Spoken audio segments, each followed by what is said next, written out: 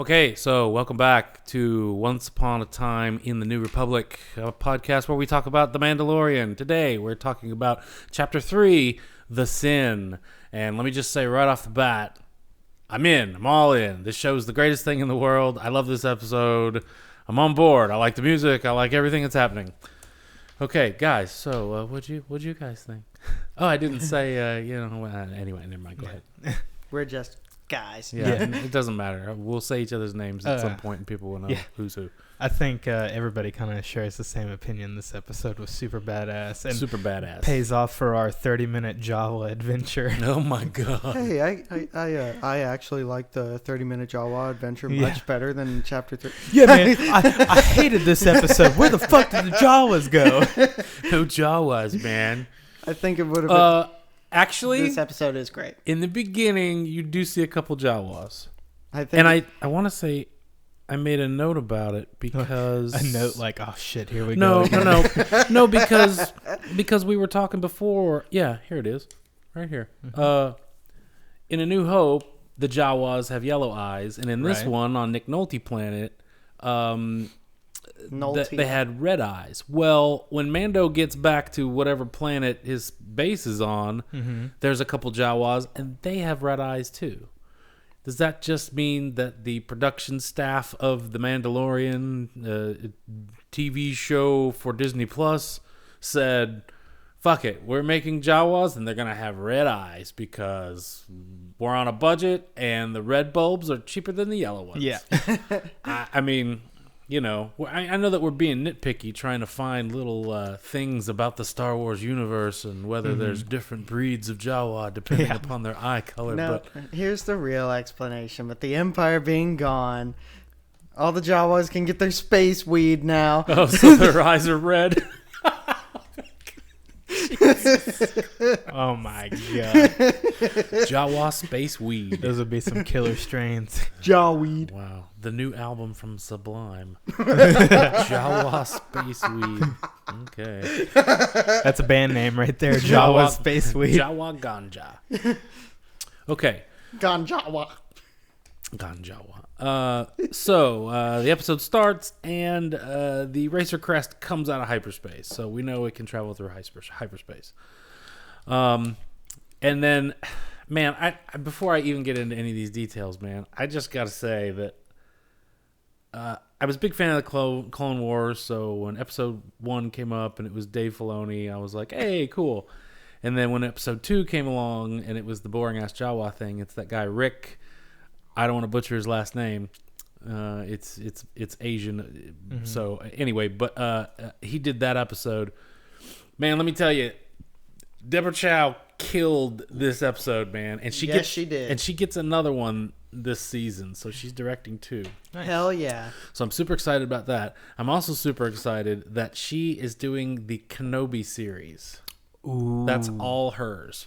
Nice. So I'm super stoked now because I've seen her Mando episode, so it just fills me with hope for the Kenobi episode kicking ass. Fills you with a Or new series. hope. Yeah, a new if you hope will. for the Kenobi series because she's going to direct all of them. Before we jump deeper into the Mandalorian series. I got one line of notes, and deeper. Shit, we ain't even got the... Well, before we jump into Mando... I was talking to my friend Devin, and he's all in Star Wars, like does research and stuff about new shows coming out.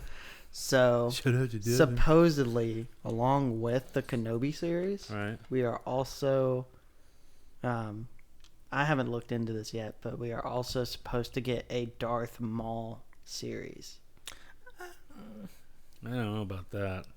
I don't know if that'd fly. I mean, I don't think it should happen, to be honest. Well, they could go somewhere with that because, I mean, they've put Darth Maul in damn near like he's in every... the prequels, he's in Rebels, he's in Clone Wars, he's in... I mean, he was in Solo. He's in Solo, Yeah, Jesus. Where else can you put him? Damn. Well, but I mean, other than how he runs the Crimson Dawn into the ground, we pretty much know his story. Yeah.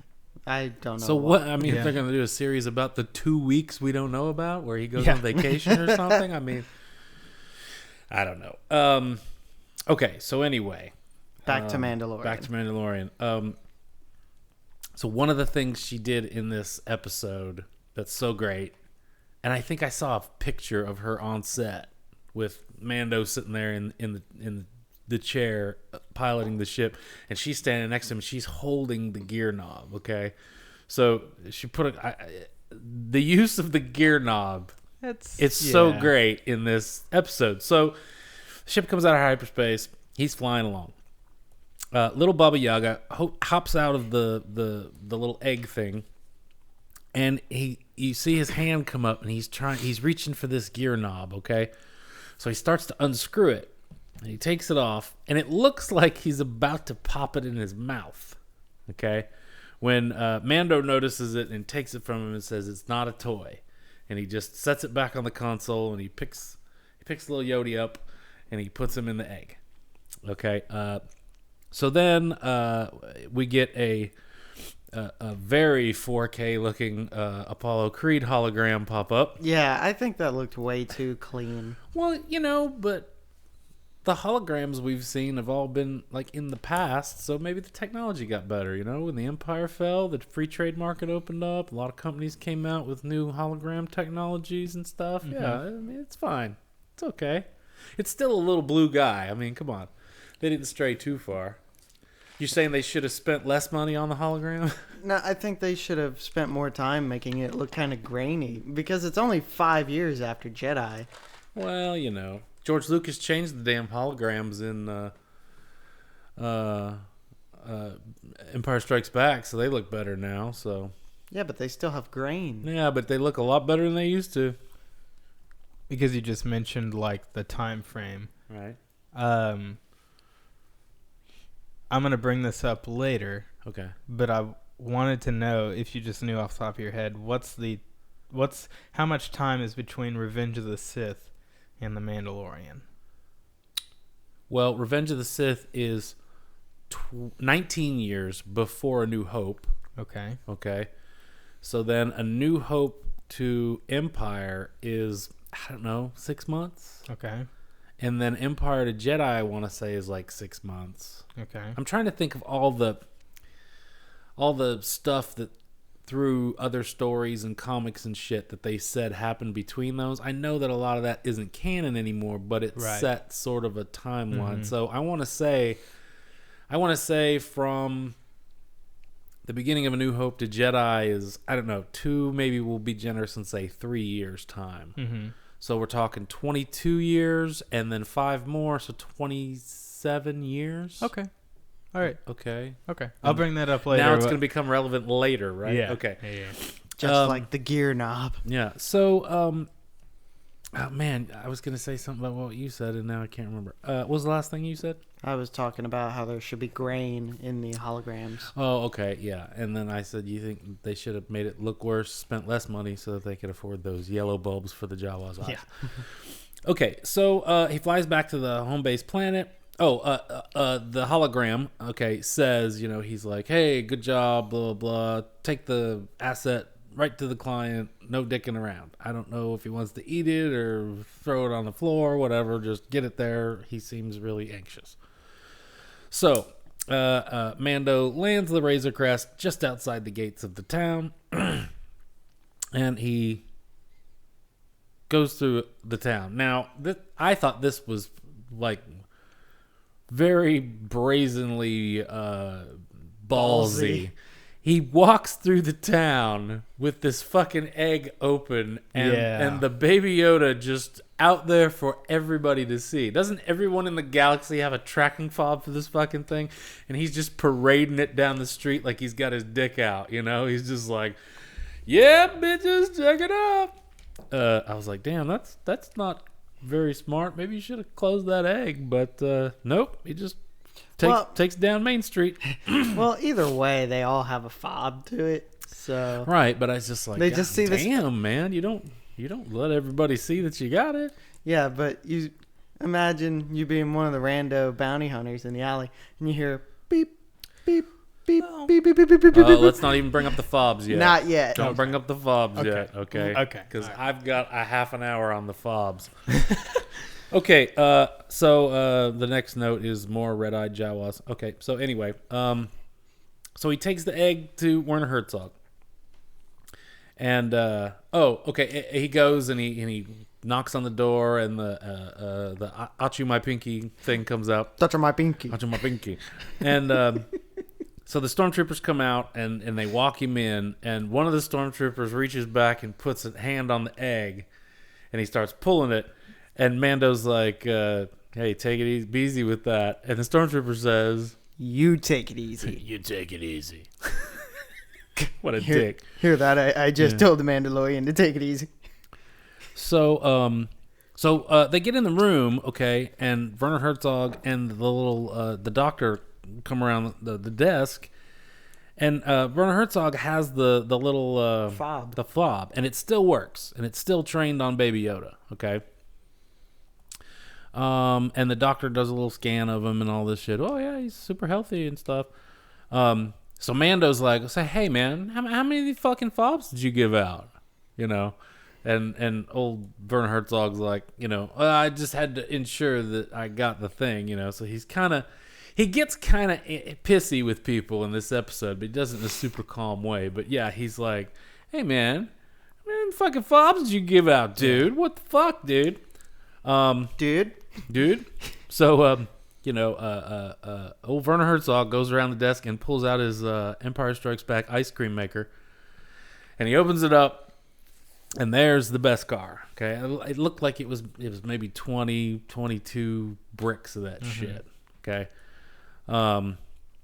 so before he walks over and takes the money, he says, "So, what are your plans?" Because I think that's the time when you see the doctor taking the egg out, and little Baby Yoda's like, he kind of gives a little whine. It's like, oh, and Mando's like, so what are you gonna do with the kid here?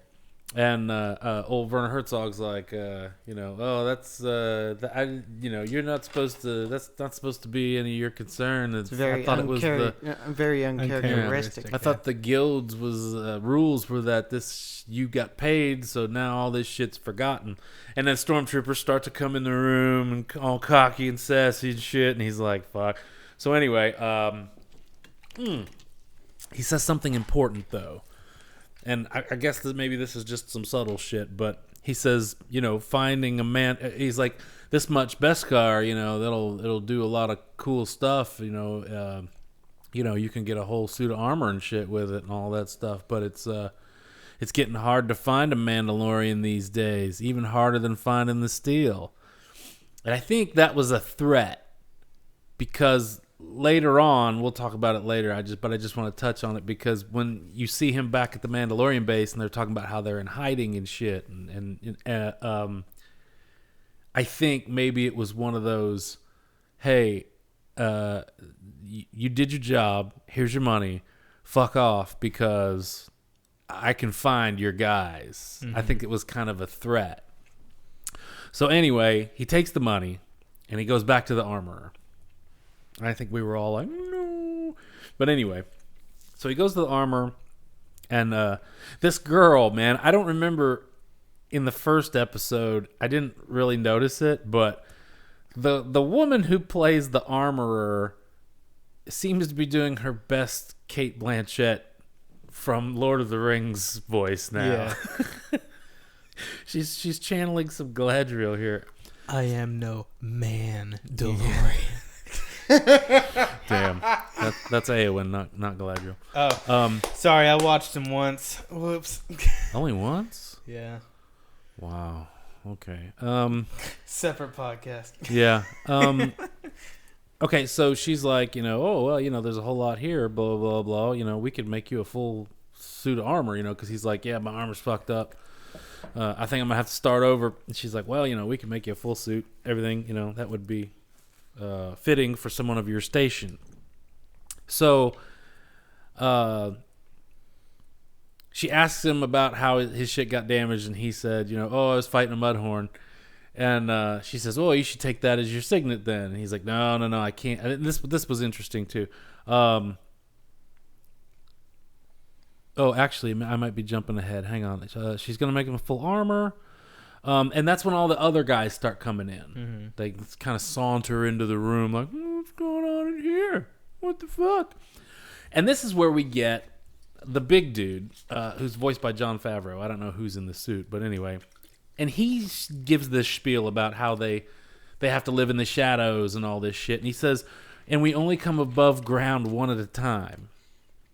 So that kind of made me feel like they're setting it up that these guys all resent him because apparently he's always off doing shit. Mm-hmm. And if only one of them can go out at a time, the rest of these guys are stuck underground because Mando's running around and shit.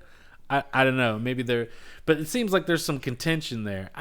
It makes me feel like he's like an outsider, like a black sheep. Well, maybe like he came to him recently as like a lost Mandalorian or something. And they don't really maybe accept him, or some of them are kind of like, this asshole, you know, he calls him a coward and shit. I don't know what that's about, but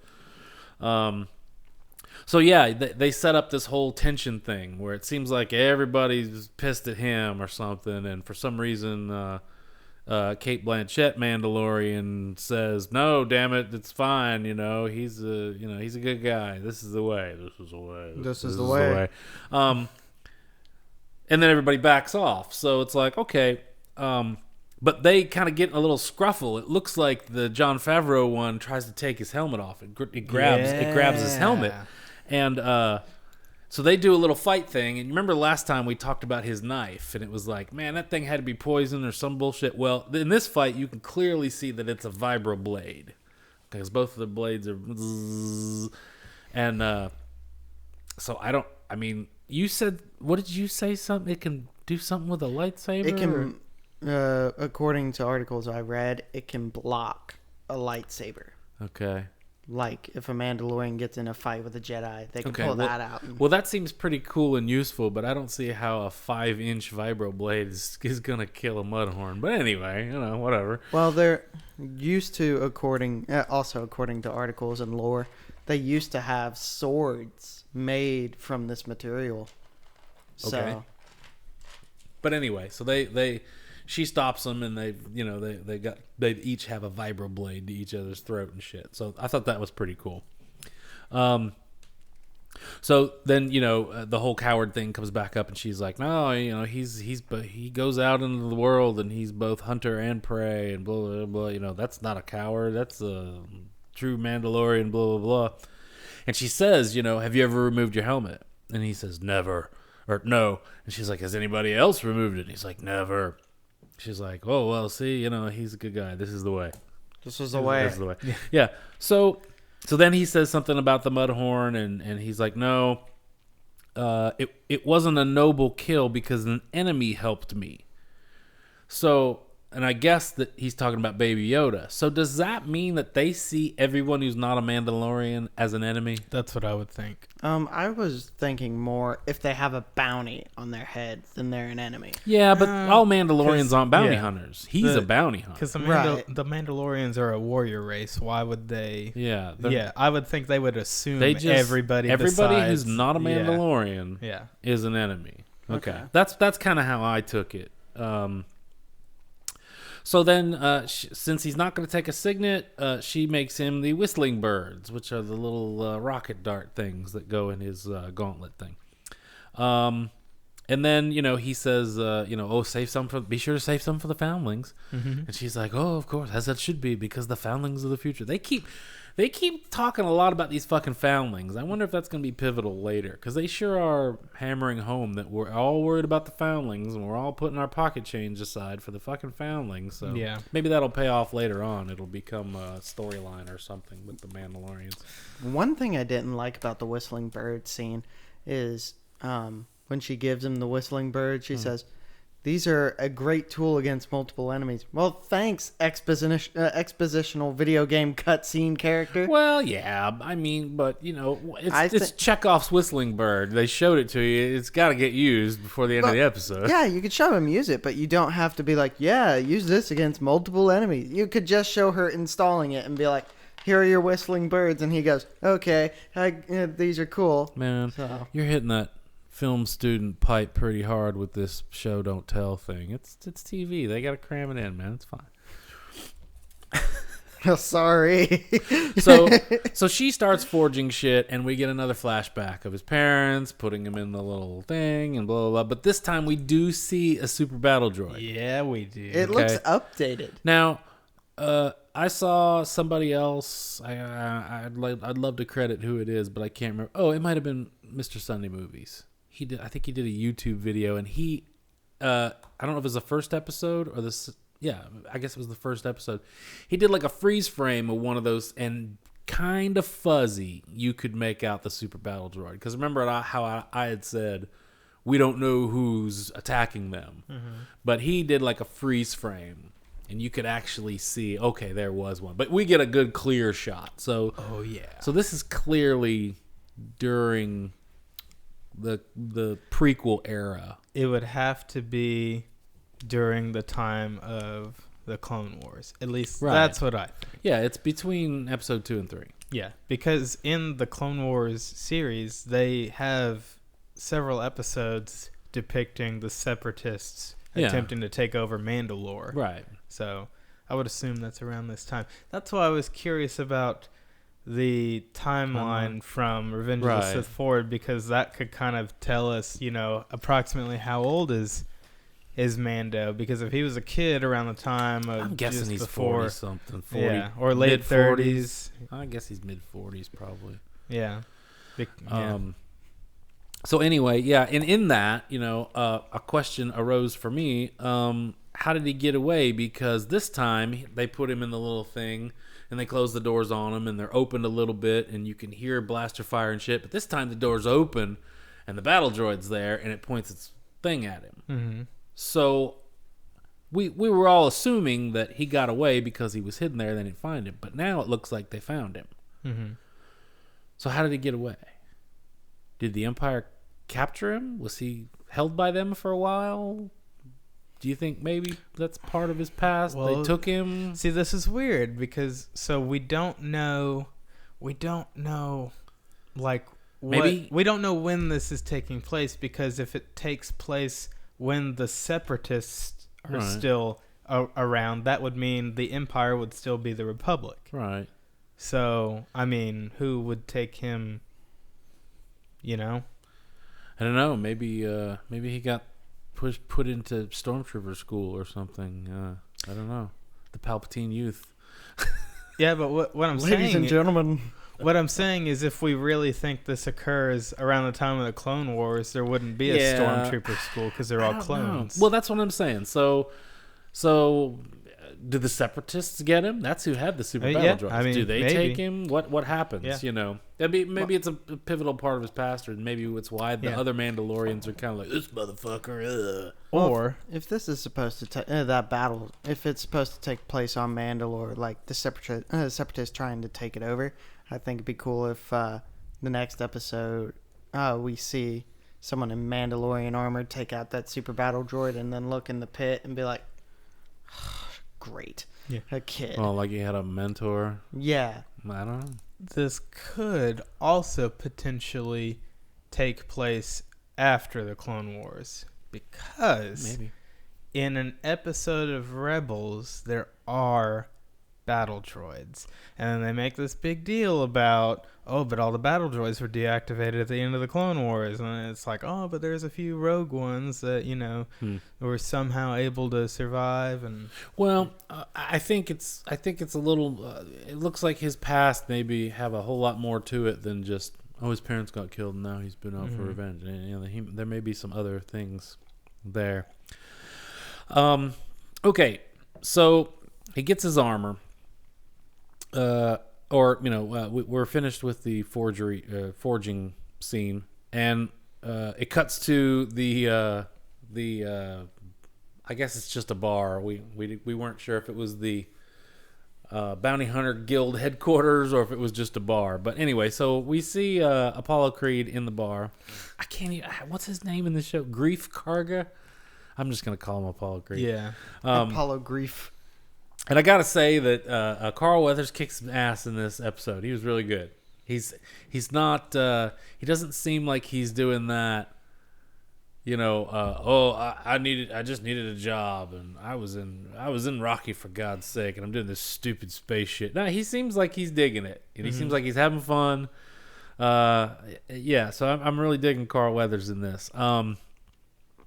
We just cut to the bar. He's in there. He's talking to another guy. Some other guy wants a bounty or something, and he won't give him one or some shit like that. So this is right before Mando walks in with his full armor. But I gotta make a comment here.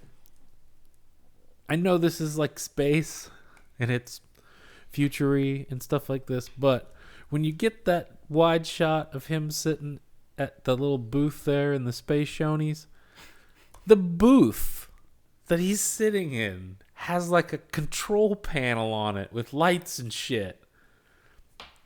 What the fuck is that for? Does it have like a vibration massage in it? What the fuck is the chair control panel for? Maybe to play whatever the fuck that game is. What, the hollow chess? Yeah. No, that would be on the table. Why would the control panel be on the seat? Fuck, I don't know. It's space. I know, but what does the booth at the space show need a control panel on it for? You plug in your order there. I don't know. It's just like, instead of looking down at the table and plugging your order in on the table, it's just you like have to reach around. It's like a stereotypical space trope that everything has to have a control panel with lights flashing on. I don't know. Yeah. It's just like, dude, that's a little weird. Anyway, okay, so Mando walks in with his full armor, and everybody looks at him, and they're like, "Oh, wow." So Carl Weathers is like, "Hey, Mando, hey, what's going on?" And the first thing Mando says is, "Bitch, how many fobs did you give out?" Yeah. Jesus Christ. He is not going to let it go. He's like, "Dude, what the hell?" So anyway, Carl Weathers is like, "I gave one to everybody, but they're all a bunch of pussies because you're the only motherfucker who could have brought that sumbitch back." Carl Weathers turning into Sam Jackson here. Well, anyway. So, he's like, "Hey, man, you got paid, and blah, blah, blah. It's great, and all this shit. Hell, even I'm rich." And we get the reveal of Chekhov's Beskar, where Apollo Creed pulls out a couple of those Beskar bars, and he's got them in his vest there, right over his left breast. Okay, so he's like, "Yeah, I got some shit too," and he's like, and so Mando wants another job, and so he lets him look through the pucks and all this shit, and so he takes the one that's worth the most, the one that's farthest too. And he's gonna, so he gets up to leave, and he stops, and he turns around, and he says, "Well, what do you think they're gonna do with the kid?" And he's like, "I didn't ask, that's not part of that's against the code and all this bullshit." And Mando's, like, "Man, those guys with the fucking Empire and shit, blah, blah, blah." And Carl Weathers is like, "Man, the Empire's gone. It's blah, blah, blah. It's no big deal." And he's like, "But if you feel that fucking strong about it, you're more than welcome to piss off to the core and report them to the New Republic." And Mando's like, "That's bullshit. They ain't gonna fucking do anything." So, so basically, he's just gotta deal with it. He's just got to live with it. He's like, nobody here's gonna help. You can't go to the authorities. So there's nothing can be done. So he walks to his ship, and he's like, "Fuck it, I'm gonna put it out of my mind. I'm gonna go get this bounty." And we get your favorite montage there of the button flippings, all the switches. Yeah, those shots are really cool. I think you need to go back through him and make sure he flips them in the same sequence every time. So he's firing up the ship and all that stuff, and he's about to leave, and he reaches for that fucking gear knob, and the knob's not on there. And everybody goes, "Aww." And he picks it up, and he screws it back on there, and he actually does push it forward like he's going to leave. And then he stops. And he's like, fuck it. And he turns the ship down, and he flips all the switches back off, and he comes out of the ship. And so he goes to the, Werner Herzog's place. He's looking around the back and shit like that. And he finds a dumpster, and it's got the little egg thing in the dumpster. And he's like, "Oh, shit." So he gets on a building across the street, and he gets out his little super rifle that can do everything. And the Mary Sue rifle. Yeah, the Mary Sue special. He looks through the scope, and he's got like a heat vision thing, and that's not the way heat vision works, but okay, outer space, I'll give you that. And apparently he can hear through walls too, so he hears the conversation where, again, they're being very subtle and coy about this, but Werner Herzog says something about just extract the necessary materials and hurry up because I can't guarantee your safety anymore. So, because of the patch on the doctor dude's shoulder, we know that he's a Camino cloning guy, right? Mm-hmm. So, I'm guessing the whole extract material is like a DNA sample, so he can clone him.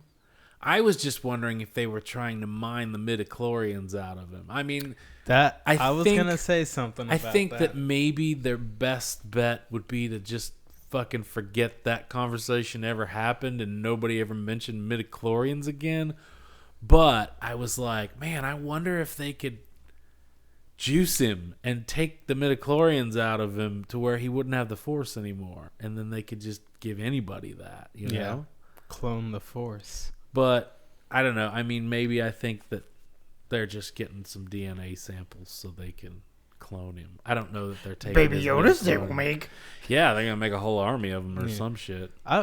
Tons of plushies we want. I would be willing. Like, I hope they don't delve too far into the whole midichlorian thing. Right. But I'm willing to bet like that's what they're going for. Is they want to be able to give Force.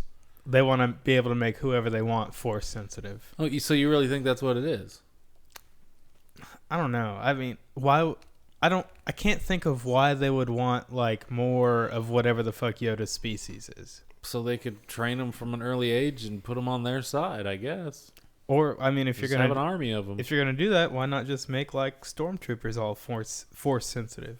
Well, but it's two different things. If you just want to clone these little force sensitive creatures and raise them on your doctrine, then eventually you'll have a bunch of badasses like Yoda who think that the way you think and they're on your side. Yeah. But if we're talking about harvesting midichlorians, well, that's a whole different thing. Yeah. So I'm that's two routes they could go. Yeah. But with the guy being from Camino with the cloning patch and stuff, they're probably just going to try to clone him. So, I mean, I hope they don't go with the whole midichlorian thing. Yeah. Because 11 lost her powers on Stranger Things, and I don't think that's going to fly. So I don't want Baby Yoda to lose his powers, too. Yeah. Where are we? Okay, so they have their little conversation. Material removed. DNA sample, midichlorians. Okay, yeah, we covered all that. Okay, so also the doctor guy says that the audio gets fuzzy, and then he says ordered us to bring it back alive. So we don't know who ordered them to bring it back alive. So we've got a bigger player down the road that's going to come up. It's still kind of a mystery as to who really wants this thing. What happened? If it was fucking Darth Maul. No. I know he's dead. Yeah, he would be dead at this point. It would be just fucking hilarious if he just keeps coming back. He's just ahead now. he's just there. No, this is a new character called Marth Dahl. Marth Dahl. He's been playing Splickety Lits. Okay, so anyway, so Mando's had enough of this shit. He's gonna get the kid, so he goes around to the front door and he knocks on it. And when touching my pinky pokes his head out, he rips the ball off, and he just walks around the corner nonchalantly. So the stormtroopers come out and they're like, "What the fuck? Let's go look around." So Mando goes around the back and he puts a little bomb on the wall. He doesn't run. He doesn't do a little jog. He just walks. Nope. Yeah. He just stands there, it goes off, and then he just turns around and walks in the building. And so, from the get-go, he kind of likes to... He didn't just walk in and shoot everybody. He beats the shit out of some of these guys, you know? There's some punching and some shit like that, and, you know, he's just... I mean, that added some character to it, you know? He just didn't walk through and shoot everybody. That would have been boring. Again, Deborah Chow, kicking ass. Let's see. So I have a count here. In total, while he's in there, he kills or Names. no. What's the word I'm looking for? I can't think of it. The only thing that's coming to mind is discombobulate, but that's not right. Disables. He kills or disables 14 stormtroopers. Okay, because you can see I kept a tally here. I don't know how many he does at first, but eventually he gets to the door and opens it, and he goes into the room where the doctor's at, and he's got little Baby Yoda in a machine of some sort, and it looks like it's scanning him or something like that. Maybe that's the machine that's extracting a DNA sample. I don't know, but little Baby Yoda looks like he's asleep. That machine he's plugged into, I think that's just getting his vitals, but I believe the probe droid is what's extracting everything. So you think they got him before they extracted anything? You think they weren't able to do it? Because, Werner Herzog's like, hurry up and do it, because I can't guarantee your safety. You need to hurry up and get your fucking sample. So are you saying that they didn't get the sample before Mando took him? It's a possibility. I know it's a possibility, but what do you think? I think that probe droid I think it may have a small sample. Yeah, but he shoots it. Would the sample go bad, do you think? I think it would go bad, but it's still the possibility of having a small sample. So regardless, Mando goes in. The guy's like, no, don't kill me. If it wasn't for me, he'd be dead already, blah, blah, blah, blah. And then he takes him, right? He takes him out of that little scanner or whatever thing. So I guess it's up in the air. Did they get the sample or did they not get the sample? We don't know. You said something, though, before we walk out on the doctor. Apparently, you can wear glasses in the Star Wars universe. I believe this is the first guy who's ever worn glasses in Star Wars. Well, besides Maz's crazy goggles, these are like legit they're glasses. Just fucking they're Harry Potter glasses. I think they were round, weren't they? But they were tinted, so they're John Lennon glasses, aren't they? The galaxy's first fucking nerd. Yeah. Yes, this saves a bunch of us nerd cosplayers a bunch of money on contacts. Look, I'm trying to think if anyone in Star Wars has ever worn glasses. I mean, there's been eyewear, but not glasses. No, like goggles. Yeah. Anakin wore goggles when he pod raced. Not like optical shit, correctors. Yeah, but optical correctors. This might be. This is the first. Yeah, I can't. Oh, wait a second. In Clone Wars, do you remember the pirate guy? What was his name? Hondo? Yeah, Hondo Udaka. Did he? Whatever. He had the same things that like Maz. It looked like Maz had. Okay, what about Cad Bane? Did he wear sunglasses or some shit? No, he just had red eyes, right? He just had his big hat and red eyes. I'm racking my brains here to think if anybody in Star Wars has ever worn glasses. Not that I can recall. Leave a comment below. I'm trying to think of all the old men at the end of A New Hope that are in the control room. All the old guys with beards looking at each other. I don't know if any of them had glasses either. None of them had glasses. No one in the Imperial meetings had glasses. Now I'm trying to think about the scene in The Force Awakens where everybody's standing around that giant hologram table where there's like 50 fucking people there and they're all characters with names and shit. I'm like, damn, did any of those guys have glasses? Or the fucking casino scene from... damn. There was a guy with a monocle, wasn't there? Like a little Monopoly man wasn't looking that guy? It was a little alien. It was the Mark Hamill alien. Oh, okay. But beside, I'm thinking just full face, full glasses, no monocles. So this saves a lot of us nerds. What about the guy money. who had the red flower? He didn't have glasses. No, he just had I that. picture him with sunglasses for some reason. No, he just had that little pencil mustache. What about Benicio del Toro? Did he didn't? No, when he was laying there in the jail cell, he didn't. No. He wasn't kicked back cool with sunglasses. Okay, damn. I guess nobody's ever worn glasses in Star Wars. That's crazy. Thank you, Jon Favreau and Deborah Chow. Yeah, and I've worn glasses my entire life, so I never felt ostracized or anything. But thanks for including me. And Dave Filoni and whoever directed episode 2. Okay. Yeah, Rick, whatever his name is. So anyway, first glasses in Star Wars. You heard it here. So I have a thing here that I don't understand what that reference is. What? I don't know. I'm just going to leave it. So eventually, he's trying to get out, and he beats the crap out of people and all this kind of stuff. And he torches one dude with the flamethrower. That was kind of cool. I love the sound effect of the flamethrower. Only when the guy hit the ground, he wasn't on fire. I was like, well, that's kind of weird. Shouldn't the guy be on fire still or smoking? But no. Well, is Stormtrooper armor flammable? I mean, it was for sure like toasted. The sweatshirt he's got on under it might be flammable. Yeah. This armor is useless. Why do we even wear it? But so he eventually gets into the office where he first went in there, and 4 stormtroopers walk in and they kind of corner him and stuff, and he does the thing where he puts Baba Yaga on the floor and he's crouched down, and they're like, all right, stand up, face me. And he uses little whistling birds, which are basically, like homing rockets, and he takes everybody out. So those are pretty cool. So he finally gets out. Last stormtrooper, apparently they're all dead or whatever, so he manages to get out, and he does the long walk down the street to his ship. Now. Oh, here we go. Here we go. This is where the fucking problems start. We cut to a scene at the bounty hunter bar, and everybody's fobs start going off, okay? And don't tell me I'm overreacting, because the first goddamn shot, a guy is standing there having a drink, and the fob is sitting right on the fucking bar next to his hand, okay? So here's my question. We've seen before, I think it was in the first episode, when you first see Mando go in there, he says, I got 3 more, and he throws the fobs, not the pucks, but the fobs on the desk, right? Multiple fobs.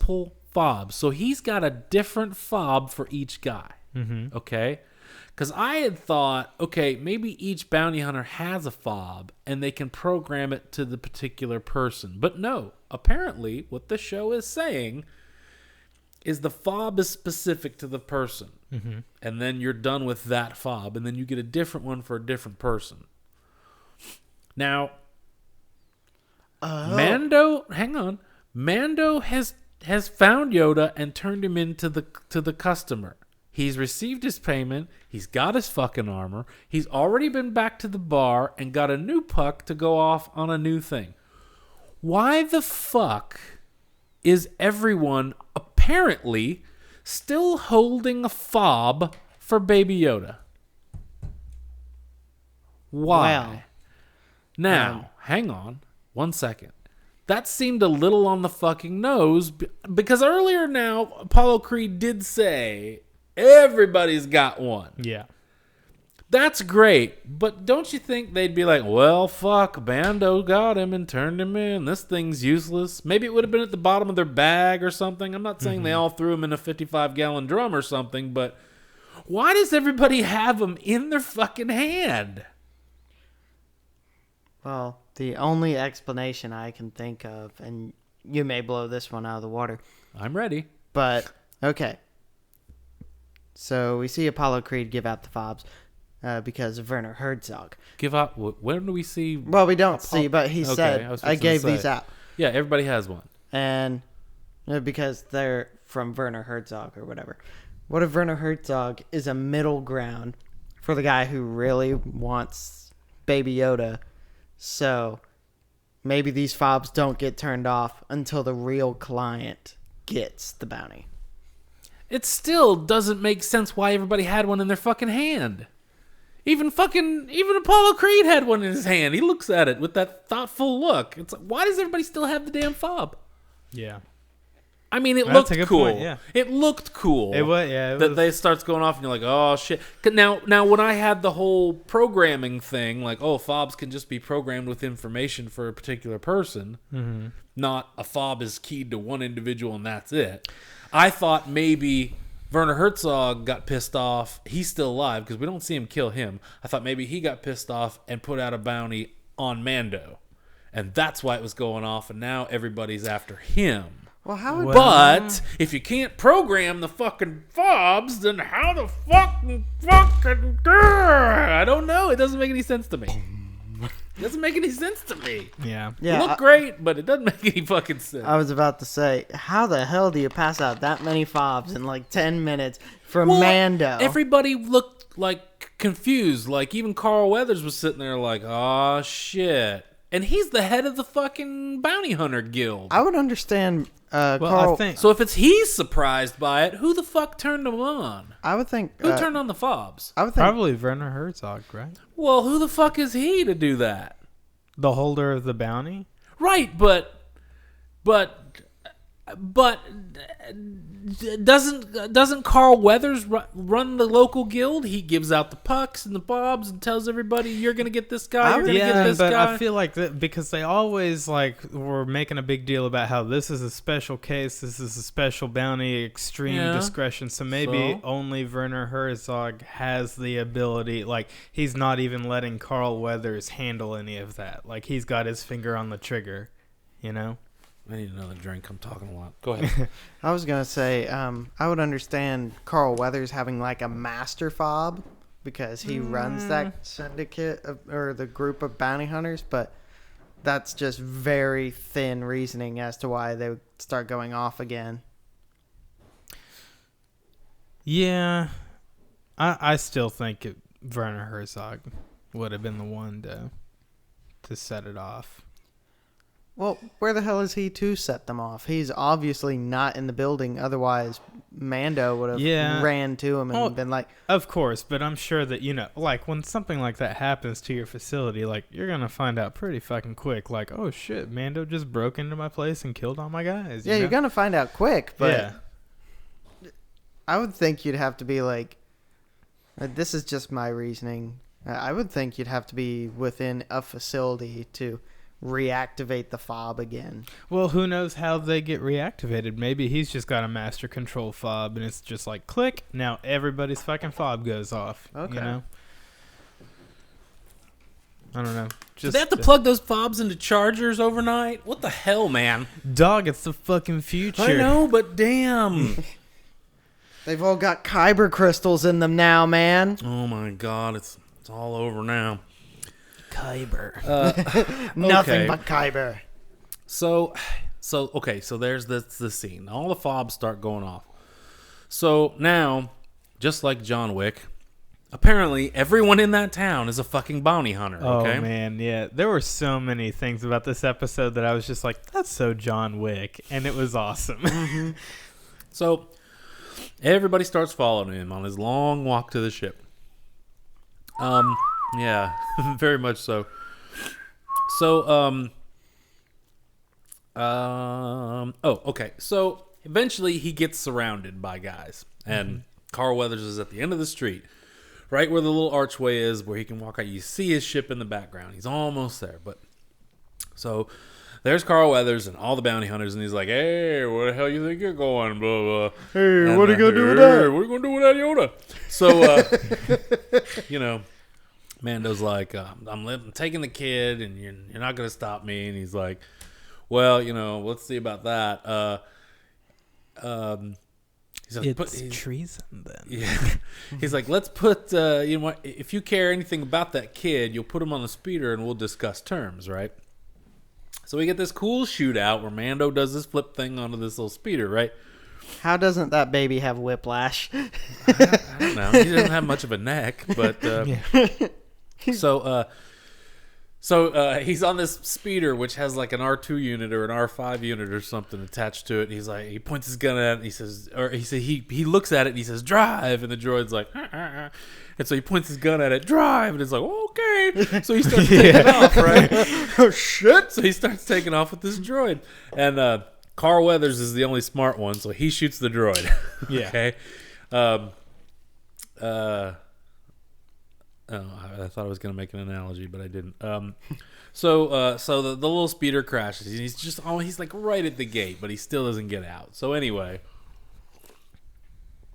you get this cool shot of what is that? Pulse rifle? Is that what it's called? Yeah, it's called a pulse rifle. So you get that cool shot of the rifle coming out from between the boxes like it's on a fucking dolly or something. It comes out just perfectly straight.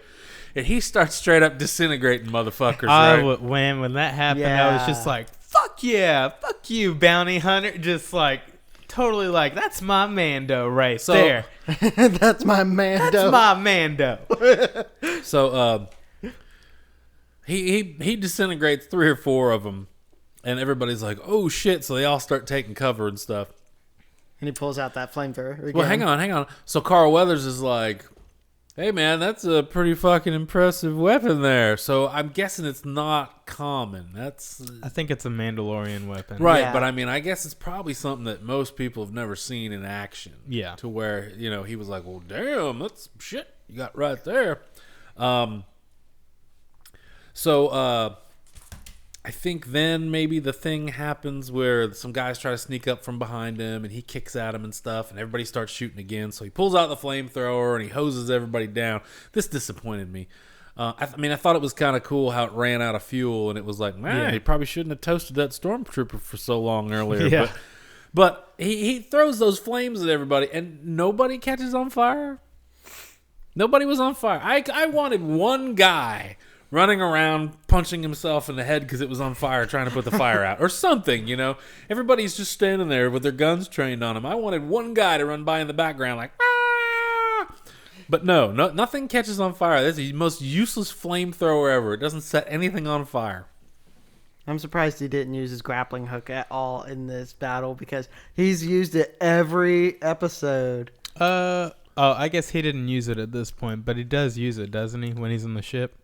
Isn't that how he does use it in the ship? Yeah. And he used it earlier on one of the stormtroopers. He shoots him in the back and then pulls him to him. Yeah. Oh, maybe that's what my note was about. Yeah, because I had Mando equals Batman because he shoots that guy with the grappling hook and then pulls him to it. Doesn't Michael Keaton do that in Batman Returns? Shoots a guy with a grappling hook and pulls him towards him. No, he hits the wall behind this dude, and the dude. I thought he grappled the dude too. No, I know what guy you're talking about, but I thought he grappled. Anyway, okay. So anyway, Batmando. So he runs out of fuel. Everybody's closing in on him, and he looks down at Baby Yoda, and then in the background, over his head, we see the rocket, and all the fucking Mandalorians show up, which was quite a surprise because earlier. They did a good job of making it seem like all those motherfuckers hate this dude, right? Yeah. Why would they ever help this sumbitch? They don't respect it. Excuse me, I'm losing it. They don't respect him. They call him a coward. They're all pissy with him. Yet somehow they found out about this and they come and help him out, which is cool and completely unexpected. So again, writing team Deborah Chow, good job. And it looks like all these motherfuckers got jetpacks. Yeah. I mean, except Mando. Well, I don't know that I saw one of them run in from the side. They all fucking flew in. Like they all had jetpacks. So anyway, must reach level 60 to buy a jetpack. Yeah, I guess, man. It's not unlocked yet. He hasn't reached the right level. Still just a black space on his shelf. He keeps going to ammunition, but he can't get one. So they all have jetpacks, and the one John Favreau guy's got like a minigun and shit, and it's pretty cool. And they have some exchange where he's like, "Go, we'll cover you." And Mando's like, you're going to have to relocate the group. He calls it some name. It's not like a coven but he says something. This is the way. Well, he's like, you're going to have to relocate the group. And he goes, well, this is the way. This is the way. This is the way. This is the way. So they continue to kill all the fucking...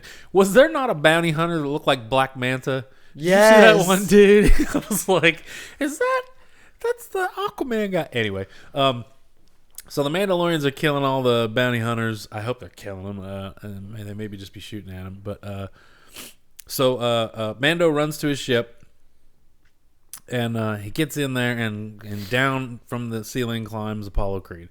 And he's like, "Hold her right there, Mando."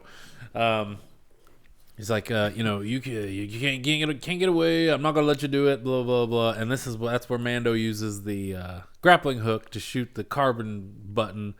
And buttons are super fucking resilient in the Star Wars universe. People are always shooting buttons and hitting buttons and throwing shit at buttons, and they still work. Anyway, so the big cloud of the cooling stuff comes out, and Apollo Creed's just shooting blindly, and he stops. And he's waiting for the smoke to clear, and then you see him, and he gets shot right in the chest, and he falls back out of the ship. I love how this one little pistol knocks this giant dude on his ass. Well, It's a fucking powerful pistol. Yeah.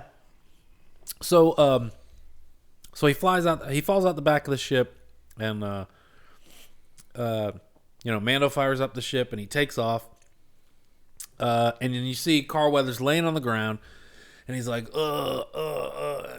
and he reaches in and he pulls out the Beskar, and it has a blast mark on it. So that's where Mando shot him. So I don't think it's the whole trope of, the lucky guy had something there and it saved his life. I think Mando because he showed it to him earlier, Mando knew it was there, and he shot him there on purpose because he didn't want to kill him, but he wanted to get rid of him. Yeah. So I think he did it on purpose. Get off my plane. Are we gonna... I mean, does anybody differ with me on that? No, I hadn't thought about that before, but that is a pretty good theory. I don't want to accept just the lucky trope of I had my Bible in my coat, and when he shot me with that pea shooter, it saved my life. I don't want it to be that. I want it to be that Mando purposefully shot him there because he didn't want to kill him. Because I really want Carl Weathers at the end of the season to end up in the New Republic Avengers. Yeah. I want him to be on that team. So I want him to be a good guy. And I don't want him to be done, Yeah. I mean, Mando left the planet. He's on the run. Technically, you would think he wouldn't go back there. So if that's where Carl Weathers lives, well, fuck. We don't get Carl Weathers anymore? Come on. Okay, so yeah, we see Apollo Creed on the ground, blah, blah, blah, blah. Maybe they're still friends. So... Mando escapes in his ship, and he's flying along. And then, as he's leaving, before he gets out of the atmosphere, Jon Favreau, hulky tank Mandalorian, flies next to him on his jetpack, and he looks over and he salutes him, and he flies off. And then Mando has a jetpack envy moment, and he's like, I gotta get me one of those. It's a very obscure little Easter egg. But I don't know if it's an Easter egg. It's an observation. Well, when Hulky Mando flies up, it is a callback to The Rocketeer, which is another Disney property. I thought you were same angles and all that. I thought you were going to mention the fact that his flight looks really realistic. Yeah, I was going to bring that up too, but just the angles. War Machine Mando. Well, it's Jon Favreau who did Iron Man, so he would be able to tell them, oh, man, that flying doesn't look right. You got to have them kind of fucking fight the air currents and shit. It's got to look real. But, yeah, this is a callback to The Rocketeer. The only thing they didn't do is an extreme close-up on giant hulky Mando doing a salute. Oh, well. That's all right. I mean, he doesn't have a face. None of these people have faces. Well, neither did Rocketeer. But, I mean, they can't... Oh, did he have a helmet, too? Yeah. Rocketeer had that big brass helmet. I don't know that I've ever seen The Rocketeer. Yeah, me neither. I've seen clips. What year did that come out? I could tell you whether I was in media limbo at that point. but maybe it's why. Maybe I was just at the age where I thought it was stupid. But anyway. I will look that up. It's supposed to be good. I think it's supposed to be a good movie. I've never seen it. Anyway. It's on Disney Plus. So, yeah, the guy salutes him, and he has the jetpack envy. Why doesn't he have 1991 is when The Rocketeer came out. Oh, yeah, I was a cool rock star guy at the time. I wasn't going to watch The Rocketeer. So dude flies off, and so he pulls off into outer space. So he's turning along, I got away, cool, and he's flying the ship, blah, blah, blah, blah. And we see the little hand come up from the bottom. Everybody's just like... Aww. And he reaches up to the gear knob, and you see Mando sees him, and he reaches up, and you think he's going to be like, no. But he unscrews the knob, and you see he kind of hovers a second, and he drops it in his hand, and the little hand goes down. And I'm wondering, Does he keep that as a toy to play with, or did he eat it? Because the first time at the beginning of the episode, he looked like he was about chewing on it. He looked like he's about to pop it in his mouth. So I don't know. We'll have to see if that gear knob ever gets replaced with something else, or what. Something happening? No, I keep getting. I've got a meme group. Oh, yeah. So that's the episode. Pretty fucking spectacular, really. Yes, sir. And I don't know if it was spectacular on its own merit because it's spectacular, or if I just thought it was so goddamn spectacular because I was so disappointed in the Ewok adventure. Yeah. Not the Ewok adventure, the goddamn Jawa adventure. Yeah. They're both short people in hoods. Well, yeah. Now. Do you smell a can of worms? What's happening? Smell like a can of worms. Well, I'm gonna. Before I grade the episode, I fucking hated it. I want to.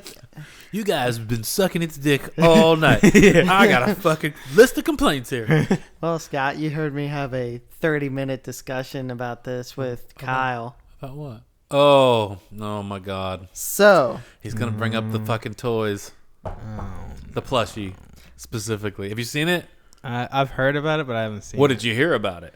I heard that it's about to come out in time for... No, you haven't heard shit. Of course it's about to come out, but no. It won't be out till February 2020. No. Okay. So... brace yourself. It won't be out till February 2020. And ever since episode 1 came out, everybody was like, dude, wait, I want that thing under my Christmas tree. Oh, hang on one second. You're a millennial man of the world, okay? You've been alive long enough. You've seen this show, yeah, and you thought, okay, sure, they're gonna make some toys out of this. They got to make a little Baby Yoda plushie. Yeah. So I'm sure you've spent a tiny increment, a fraction of your brain power, and you kind of have in your head what you think this thing will look like, right? Yeah. You've imagined it. You figured it's gonna be fuzzy and plush, and it's gonna look cute and blah blah blah. Okay, did you say? Okay, he's got a picture of it. It's got a plastic face. That's disappointing as fuck. And now, let me see that. That looks like a mix between a fucking Furby and a Funko Pop. I'm trying to. The hands and the feet. The feet really do look plastic. But I guess the hands are plastic too. Yeah. And so he made the point of, what little kid... Can I actually... Yeah, go ahead. Okay. So it looks plastic, right? The face is definitely plastic, but the hands and feet look plastic. I'm going to preface this real quick. I used to have a plush Spider-Man. All of it was plush except the head. The head was this hard fucking plastic. And every time you squeezed it, it would shout at you and start doing web thwips. So if you were cuddling this thing at night, you're going to have a big bruise on your face, and you're going to look tired as hell because it wouldn't stop shouting. You squeeze it, it goes... So I'm thinking, okay, you get this for like a 7-year-old kid who's still going to sleep with plushies and stuff. They open it up on Christmas Day. Oh my gosh, I love it. They take it to bed. And the first time they roll over on one of those fucking claws or one of those toes and it gouges their eye out or carves out their ear canal, they're going to chuck that thing out the window and say, I don't want this anymore. And the parents are going to be like, I paid $80 for that. Yes, this thing is going to be $80. It is no bigger than my foot. If you or a loved one were injured by Baby Yoda, you may be entitled to a settlement. So this thing is going to be $80 in stores. If you order this, it's going to be $85 plus $10 shipping and handling. Is that an official photo? Yes. Where'd you get that photo from? Nerdist.com. And they're a reliable source. Yeah, so it's not some cobbled together shit. That's probably the real thing. Yeah. I can't believe those hands and feet, man. That's just... So I talked to Scott about this and Kyle. And I was like, man, this is why we should work at Disney. We see someone from the merchandising department run out and they're like, hey, we got the prototype of Baby Yoda. Whoa, what the fuck is that? Yeah, there's no one there to be like, you're fucking stupid. Mm-hmm. Yeah, the funny thing is, the back of his head is plush, his torso is plush, hell, even his ears are floppy. everything else on this thing is plastic, and it will kill you in your sleep. It will kill you. It'll maim you, that's for sure. So Jesus. I'm surprised there's no one there, like, thinking about this. There's clearly no one there who had this stuffed Spider-Man at my age. That was the problem with the prequels. There was nobody there to tell George. Anytime George said anything, everybody was, yes, boss, yes. That's awesome. I love you are the it. man. I love working here. Keep paying me. There should have been somebody Steven Spielberg should have been in the room because he's known George since the early days. He should have been there going, man, that's fucking stupid. You know? Mm-hmm. Which one? Brian De Palma. Brian De Palma should have been in the room going, George, that's dumb. George, what are you fucking stupid? Because Brian De Palma's the reason we have the crawl at the beginning of all this. Is that an airplane? Holy shit, it is. I can hear it through the headphone. Yeah. I thought Wow. it sounds like a Honda generator outside the window. What the fuck? Anyway, yeah, so when George Lucas finished his first cut of A New Hope, he had Spielberg and De Palma and all those guys come over. Francis Ford Coppola, probably Martin Scorsese too. And he showed it to him. And everybody thought it was great except for Brian De Palma. It was like, yeah, but it just starts. I don't know what the hell's going on. Give me some backstory. I have no clue. And it pissed George off. So George was like, all right, okay. So he put that opening crawl there that kind of gives you a little exposition and tells you what's going on in the universe and shit. And that's why we have the crawl. Yeah. Because of Brian De Palma. So Brian De Palma should have been in there when George was doing all this prequel shit instead of a troop of idiots going, yes, oh, it's brilliant, George. It's great. Wonderful. Home run. You knocked it out of the park again. Brian De Palma should have been in the back of the room going, that's fucking stupid. That's dumb. So in conclusion, this big plush In is conclusion, a disappointment. Brian De Palma should have approved the fucking Yoda plushie. Anyway. Yeah. Yeah, because they've got plush regular Yodas, and those things are cuddly as hell. I've actually been able to hold one. I don't have one, but I've been able to hold one in my hand and squish it in half. You dropping Christmas hints here? I never had one, but I've always wanted one. Hey, man. Somebody get me one. Hey, I'm cool with it. Just another neck pillow. But so why not have the same format? Just reskin it, you know? I don't know, man. I don't know. Did you have something you were going to... just a couple of things. But What you got? I was just going to say, I really am enjoying The Mandalorian because it's finally something different with Star Wars. Because I feel like just it's nice to think that in this gigantic fucking galaxy far, far away, there are other shit going on? Yeah. It's like, because it always seems like, we get a hint of there's stuff going on, other separate events happening, but then somehow it's like, we come back to these Skywalker fucks just fucking up the universe for everybody. Fucks. Yeah, that's possible. They've just returned from a border dispute on Antioch. Well, that sounds interesting. Show us that. Yeah. We don't want to see this Senate shit. Show us the border dispute. And every time Some shit Anakin's going like, on. yeah, I saved you from that nightmare. The Let's nest of not. gun dogs. Yeah, let's not That- talk about What's a that. gun dark? I've still not even seen. Doesn't count. Yeah, it doesn't. That doesn't count. Show us that. Yeah, I don't even know what a gun dark looks like. God damn it. Yeah. I don't even concept art. I don't care if it's in the Clone Wars cartoon. I would rather have Ewan McGregor and Hayden Christensen act out these border disputes and the Gundark nightmares. Yeah, just a TV show. Just a weekly TV show of Ewan McGregor and Hayden Christensen running around.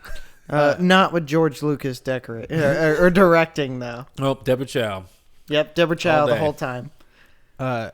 I'm really hoping that you've seen this, but you just reminded me of it when you were talking about the opening scroll. Have you seen Patton Oswalt's Filibuster? A long time ago, I saw it. Yeah. Oh my God, I love that. I saw it a long time ago. Yeah. Another Pretty Go good watch stuff. that if you haven't seen it. Pretty good stuff. Another merchandising thing. Jon Favreau's Mandalorian, his big hulky, Yeah. is getting a Best Buy exclusive Black Series action figure. And you can only buy it at Best Buy? Supposedly, in the article I read, weird. which was also from Nerdist, God praise Nerdist, it's going to be a Best Buy exclusive, at least until season 1 is complete. I believe that. Okay. Disney and Best Buy. Okay. I don't know what that's about. Well, I think that's just retailers making their exclusive deals. Because Target's notorious for having exclusive stuff all the time for like everything. As well as Hot Topic. And yeah. Like, and then Best Buy, I don't know how they do it, but like they've got those collector steelbook things for like Blu-rays that only they sell, but it's like for most big movies, like they have a limited edition steelbook that you only get at Best Buy. So I don't know. Yeah. That's kind of cool, I guess. With some people kind of pushing Disney Plus to the side. Oh, I'm not paying for that. I'm not going to support Disney's monopoly. Do you think they'll release a DVD set of The Mandalorian? Because it's a way to make money. Of course they will. But you got to pay $80 for it. I mean, in order to watch Game of Thrones, you had to have HBO or an HBO Go or an HBO Now subscription, which allowed you to watch the show whenever you wanted. But they still put it out on DVD and Blu-ray. Yeah. So all this shit's still gonna go out on physical media. Sure they will. Sure. Hi. Because my other film buddy Darren is totally against Disney Plus. He's like, I'm not getting that shit. I'm not supporting the monopoly. And I'm like, dude. Fine then, miss out. Yeah. I'm like, you're missing out on a great Star Wars show. You say you're a huge Star Wars fan, and yet you won't support a series that you... Does he just not like monopolies? He's like... because you could go so far with that. Does he not have Verizon? I was going to say, does he shop at Walmart? I mean, he never gives me like a real good argument. He's like, everything's going to be moving to streaming, man, and Disney's going to own everything. Well, yeah, what's wrong with that? It's the future, man. What's wrong with being able to watch whatever you want, whenever you want, wherever you want? The government's trying to control my mind, man. They're programming me through programming. Imagine that. It's like the word means the same thing. Damn. Man, I kind of think Darren is siding with Steven Spielberg on this. They know each other. What's Steven Spielberg's opinion of what? Spielberg hates any movies that are nominated for the Oscars. Because they weren't released in theaters? That were not released in theaters, yeah. Well, you know what? I mean, he's not going to be able to... Look, The Irishman, just came out? Is coming out? When does it come out? Now? Friday? Tomorrow? Whatever? I want to say it's on the 27th. Okay. That's Scorsese. We're going way off topic here, It's on Netflix. Now, it is getting a release so that it can be Oscar worthy or considered for an Oscar. It is getting enough of a release in theaters. But it's a streaming project, okay? Yeah. It's Netflix, all right? Yeah. So I don't know if Steve's going to have much of a argument there because, I mean, now Scorsese, interestingly enough, was bashing the whole... I don't know if he's bashing, but he made a comment and everybody blew it up. But something about, the whole Marvel Studios thing it's not real cinema. It's just a, kind of a spectacle type thing. And it's not, what cinephiles dig. And, I mean, I can understand his point of view. But... And that's fine. But, Spielberg's argument about streaming... I don't know, man. I don't think you can hold that for very long because everything's going that way. Yeah. And hell, his buddy Scorsese's even done a movie for Netflix now. So it's like, I mean, what are you gonna, it's you can't resist it. Along the same lines, because we do the regional Emmy Awards every year. As far as I know, the Emmys are for like televised broadcast things. I'm pretty sure that streaming now counts. Like I think it does. Yeah, like you could win an Emmy for like Stranger Things win Stranger Things has won Emmys. Yeah. Game of Thrones. That's HBO, so it's It's End of the It's not network. But, I think End of the Fucking World won some awards. Yeah, but I'm even talking like like special event coverage. Like if you just like stream, if like an event is just streamed on like Twitch or YouTube or something really? like that. Like, Wow. Mm-hmm. Wow. Okay. I'm pretty Is sure. it in a separate category? Best streamed event? Best streamed event? Live event? Or no. some bullshit? Or No. I mean, it's just, if it's like broadcast to the world in some form of, Right. Yeah. Well, yeah. That's pretty cool. Okay. So Yeah, it's getting recognition. It's becoming mainstream. I don't think that you can take a hard line against it because you just get left out in the dark, man. Yeah. Eventually, Spielberg will do something for a streaming service Yeah. because he can't. It's the direction it's going. He can't avoid it.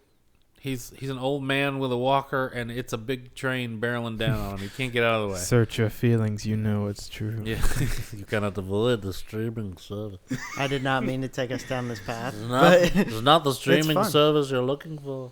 So how would we grade this episode? A plus. I'd A, for sure. A plus. Yeah, man, you kicked ass. I dig it. Like I told you, I've been buying the music lately, and Yeah, he's been buying the music to the episodes, and apparently you buy it an episode at a time? yeah, And it's what? $7? yeah, it's $7 Whoa. a piece. Per episode. That's $70 Whoa, for a soundtrack. I was like, and it's a lot of the same themes. I'm just like, fuck that. Yeah. Apparently No, thanks. you can pre-order a full soundtrack, but it's gonna be How like much is that? it's gonna be like $95. Fuck. What? If it's $7 an episode and there's 10 episodes, how the fuck is it? There's 8 episodes. Yeah. Yeah. Is that shit gonna be on Spotify? How the fuck is it $95? I believe they're gonna throw on some tracks that weren't used in episodes. Well, I don't want to hear it if it wasn't used. I know that. So I'm like, I'm just gonna get them per episode because I could just build a playlist and be like, boom, I have all of season 1. I'm trying to. For $95, I better get Fine. like a vinyl, a CD, some album art, some fucking Right? collectibles, like. yeah. or at least a book of the concept a art. Best Buy for And the I'm show. talking that 180 gram vinyl, like. Damn right. Best Buy exclusive figure Yeah. or something. Now I better get a Mandalorian helmet with this. Now in here somewhere, I'm looking. They released the synopsis for episode 4 and episode 5. Okay, so episode 4 of The Mandalorian, which is this Friday, says the Mandalorian teams up with an ex-soldier to protect a village from raiders. That says to me Gina Carano. We're finally gonna get her. And then episode 5, the Mandalorian helps a rookie bounty hunter who is in over his head. And there's a GIF with it, a GIF, one of these little fucking thingies, which to me looks like someone in Mandalorian armor. Oh, I just noticed that. Looks like a grappling hook. Never mind. I was thinking maybe Mando gets his jetpack, but it's a grappling hook. Somebody's flying a TIE fighter, and he grapple hooks to the TIE fighter. Shit. Ooh. At first, I thought he had a jetpack, but he doesn't. That's a grappling hook. So anyway, and I don't know what point that's going to come out, but anyway, there that is. So yeah, it looks like we're going to get Gina Carano finally in the next episode. And then the rookie bounty hunter, you said that might be Bill Burr. Yeah. 'Cause Possibly. Because I don't know what I've not heard anything Yeah. about his character, who he's Or- supposed to be. Or it could be Natalia Tena. Nah, I don't know. I don't know what her deal is, but I think it's hilarious they got someone who hates Star Wars into a Star Wars property. who's that? Bill Burr? Yeah, Bill Burr He hates hates Star Wars? Yeah. Like, Is he good friends with Johnny Favreau though? I'm not exactly sure. I think so because Jon Favreau has that cooking show on Netflix, and Bill Yeah. Burr was a guest on there. Oh, okay. So maybe they're buddies. Maybe it's, come on, man, do the Star Wars. Come on, it's me. It's my show. Come on. Just that fucking the Han Solo picture. It's me. Hey, it's me. Oh, what? Yeah, how bad can it be? Come on, it's me. Yeah. So we got that to look forward to. We're finally gonna get Gina Carano. Do we think they're gonna be buddies? or do we think she's going to be a love interest? And at the end of the last episode, she takes his helmet off to kiss him. Well, I think. Wow. I think. What? That's some Spider-Man shit. Well, I mean, because they made the big deal about they never take their helmets off, and then they specifically said, "Has your helmet ever been removed by another?" No. No, never. By an enemy. No. She says No, by another. Oh, okay. So yeah, I mean, it's one thing for you to take your helmet off, but it's another thing for you to let someone else take your helmet off. So what if at the end she takes his helmet off and kisses him, and that's the big reveal at the end of the episode? Oh, I think, and then even better, it pans over and little baby Yoda is trying to get into the helmet. Oh God, I think it'd be Cute funny. factor. He's sitting in it like I think it'd be funny. Now I have a couple scenarios running through my head where she goes to kiss him, but only she goes to take it off, but he stops it right above his mouth just so he could kiss her. No. Or she kind of realizes, oh, I shouldn't take it off, and like kisses the visor. Wait. So here's the thing. So they're making a big point. These motherfuckers never take their helmets off. How they eat? With a straw, man.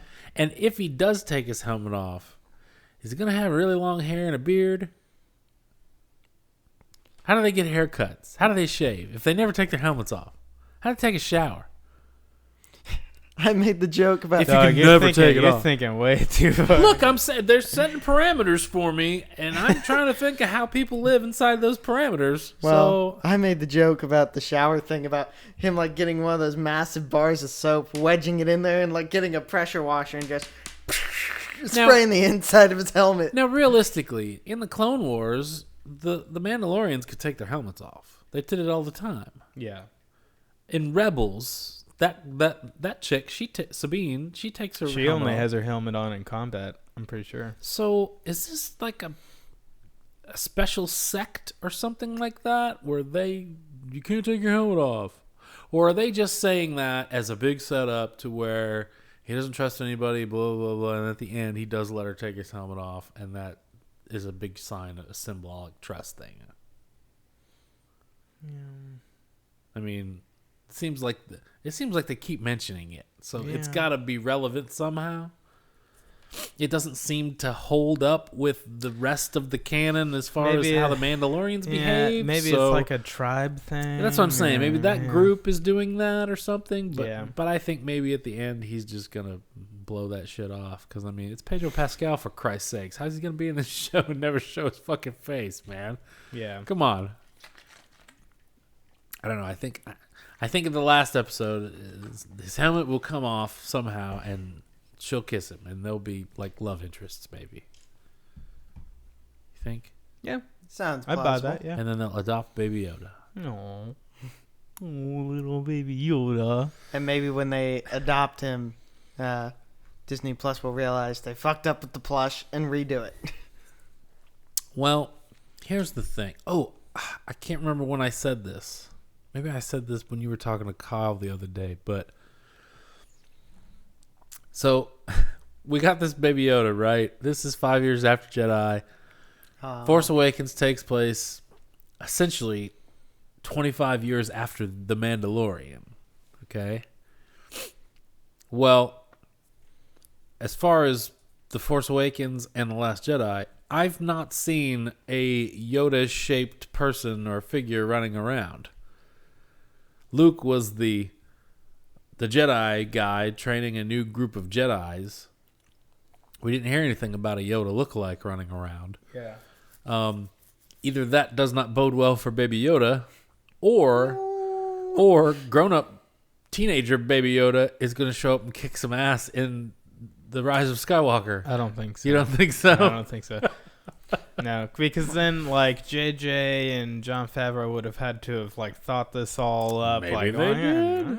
I think Maybe they do. You know, nothing is. Yeah, I wouldn't put anything past him, because apparently Just saying. McGregor was like signed to a fucking Oh, the yeah. world's longest NDA Yeah. or whatever. Yeah. I think it'd be funny because there's a clip from Rise of Skywalker that shows these stormtroopers flying now with jetpacks or whatever. Okay. I think it'd be funny if you hear where you're showing the rebels or whatever, and you hear the jetpacks of the stormtroopers, and then all of a sudden you hear, and it's just teenage Yoda flipping off the backs of all these stormtroopers, cutting their heads off, and then you see Mando. Whoa. You see Mando. Oh, he'd have to be 70, man. Yeah. He'd have to be 70 by then. Hey, man. They could get Sam Elliott to play him. Hell yeah! What if we had like another Yoda Palpatine fight? Yalpatine. That'd be pretty cool. Oh, that would be pretty cool. Yeah. No one's ever really gone. Okay. Maybe this really is Yoda. Well, that was the little tagline of Yeah. the trailer. Maybe this is a reborn Yoda. Well, see, that's what people are saying. Maybe he's a clone of Yoda. He's Maybe not Yoda like a birthed from two Yodas. Maybe he's an actual clone of him. Yeah. I mean, well, regardless, you know, it's a new little Yoda guy running around. Lil Yoda. Little baby Yoda. Lil Yodi. Little Yoda. Put the knob in his mouth. Little Yoda. I've got a knob you can put in your mouth, Lil Whoa. Yoda. Whoa. That's why the plushie has a plastic face. That way you can't like pry it open. Oh, Jesus Christ. I think this is going down a deep, dark hole. Yeah, I think it's time. That's a sign to. That's a sign to cut this loose. So Scott, where can you reach us? On Gmail, we are RazorCrestPitCrew at gmail.com, and on Twitter, we are at RCPitCrew. You know, I still haven't done the SoundCloud or anything yet. I've just been so busy, man. I haven't even done the slideshow for episode 2. Oh, man. I know no one's listening to this right now, but if this ever becomes popular and people listen to it in other countries, this is like Thanksgiving week here in the U.S., and I'm just so busy. I can't. Same. I just can't, man. Big mood. I'm so tired. Okay, so we're going to wrap this up, and I'm going to turn this off, and maybe I'll take a moment to tell Andrew about my rewrite of Return of the Jedi. So until next time. Thank you all for listening. And until next time, thanks for listening, and thanks for watching the slideshows. And have a happy holiday. Have a happy holiday wherever the hell you are at whatever time you're listening to this. Woo. Okay. Gobble, gobble. Bye. Frank. Pulled the lever, crunk.